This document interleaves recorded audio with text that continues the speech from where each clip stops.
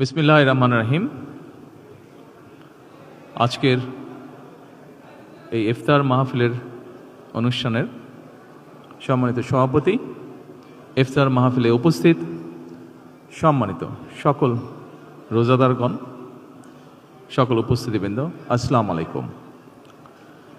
প্রথমে আমি বাংলাদেশ জামাতে ইসলাম এবং তার নেতৃবৃন্দকে আন্তরিকভাবে ধন্যবাদ জানাচ্ছি। আজকে আমাকে, আমার সাথে আমার নেতৃবৃন্দকে এবং আমার সাথে আমার সফর সঙ্গীবৃন্দকে এই ইফতার মাহফিলে দাওয়াত দেওয়ার জন্য।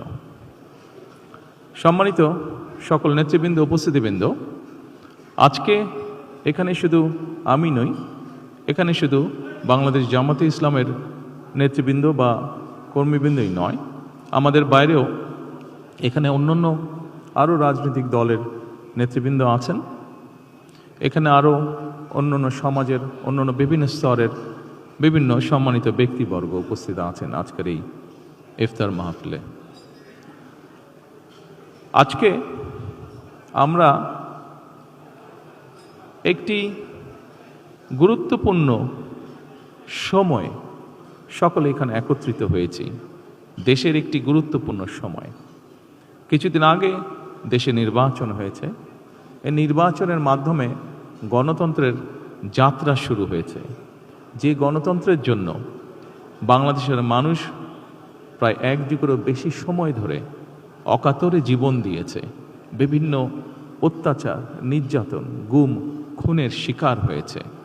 এত ত্যাগের বিনিময়ে আমরা আজকের এই গণতন্ত্রের যাত্রা, যেটি সূচনা হচ্ছে বা হয়েছে নির্বাচনের মাধ্যমে, সেটির সুযোগ পেয়েছি। এই ত্যাগের মাধ্যমে, এই আত্মত্যাগের মাধ্যমে, হাজারো মানুষের অত্যাচার, লক্ষ মানুষের নির্যাতনের মাধ্যমে আমরা আমাদের বাক, ব্যক্তি স্বাধীনতা, গণতান্ত্রিক অধিকার চর্চার সুযোগ আমরা ফিরে পেয়েছি। সেজন্যই প্রথমেই আসুন আমরা আল্লাহর দরবারে শুকরিয়া আদায় করি।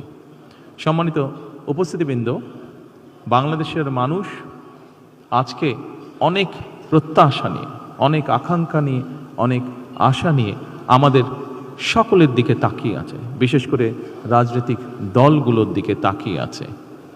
আজকে আমাদের এই ইফতার মাহফিলে আসুন আমরা আল্লাহর নামে শপথ গ্রহণ করি যে আমাদের আগামী দিনের কাজগুলো হবে এই দেশের মানুষের ভাগ্য পরিবর্তনের জন্য।